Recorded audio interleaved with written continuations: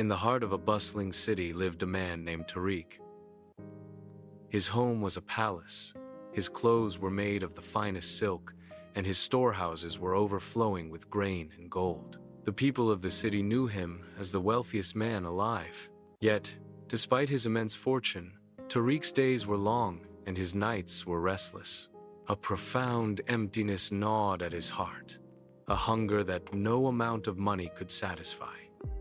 He believed that the solution was simple. He just needed more. One day, Tariq heard of a great scholar who lived in a simple hut on the outskirts of the city.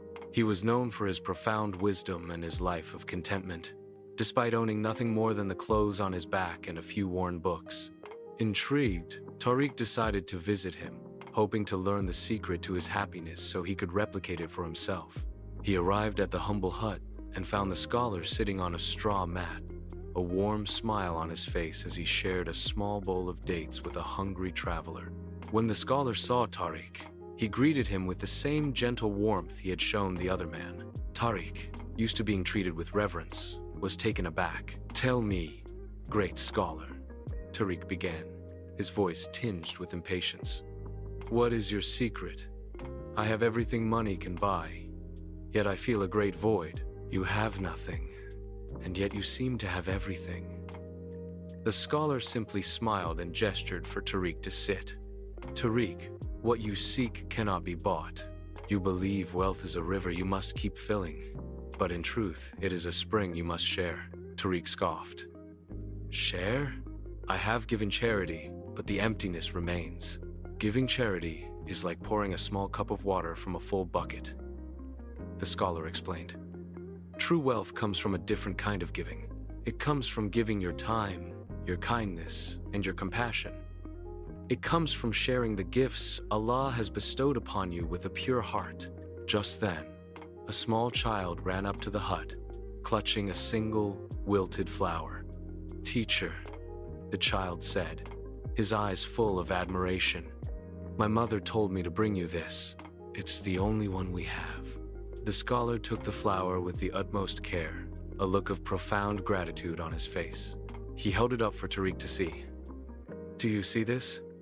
This little boy and his mother, they are the truly wealthy ones. They gave all they had to give, and in that act of pure devotion, their hearts were filled." Tariq was stunned. He saw the genuine love in the child's eyes and the scholar's sincere appreciation. He realized that for all his life, his giving had been transactional, a way to gain favor or recognition. It had never been an act of love. He returned to his palace a changed man. The next day, he went to the marketplace not to buy, but to help. He spent hours speaking to merchants, listening to their struggles, and offering not just money, but genuine counsel and support. He saw a poor family shivering in the cold, and instead of just giving them money, he personally helped them find a warm place to stay.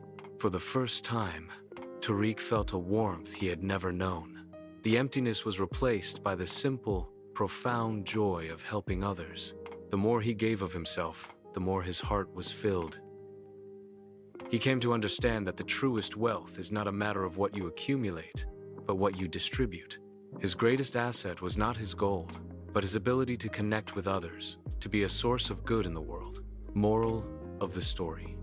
This story teaches us that true wealth is not found in material possessions, but in the richness of our character and the generosity of our heart.